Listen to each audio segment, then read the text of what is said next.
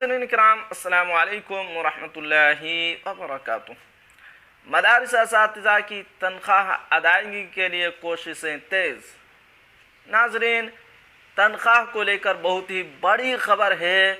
खबर क्या है आपको मैं पढ़कर सुनाता हूँ। पटना 27 जून अतीकुर रहमान शाबान 2459+1 ज़ुमरे के मुनहक्का मदारिस के तहत इमदाद याफ्ता 609 मदारिस के असातिज़ा व मुलाज़मीन की तनख्वाहों की अदायगी के ज़ेरे इल्तवा मामले में एक बार फिर पेशरफ्त तेज़ कर दी गई है और इस सिलसिले में रियासती हुकूमत के ज़रिया चीफ सेक्रेटरी आमिर सुबहान की सदारत में तश्कील 4 रुकनी कमेटी ने मीटिंग करके मदारिस असातिज़ा की तनख्वाहों को जल्द अदायगी के लिए सभी मुतबादिल इम्कानात की तलाश शुरू कर दी।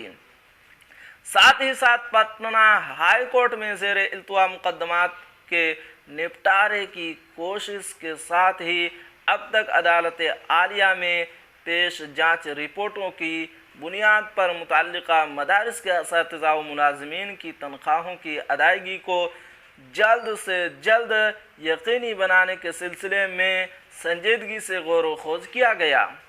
395, 396 और 397 में तरमीम वगैरह के मामले का भी जायज़ा लिया गया, जिसके लिए चीफ सेक्रेटरी की सदारत में तश्कील कमेटी एक बार फिर गौर व फिक्र करेगी।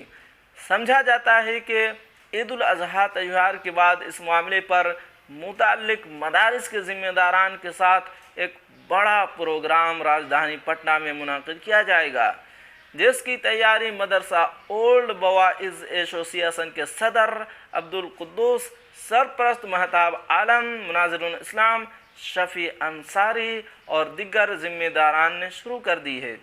इस प्रोग्राम में ज़िम्मेदारान ने वज़ीर आला नीतीश कुमार को भी बतौर मेहमान खुसूसी मदऊ करने का अज़्म किया है।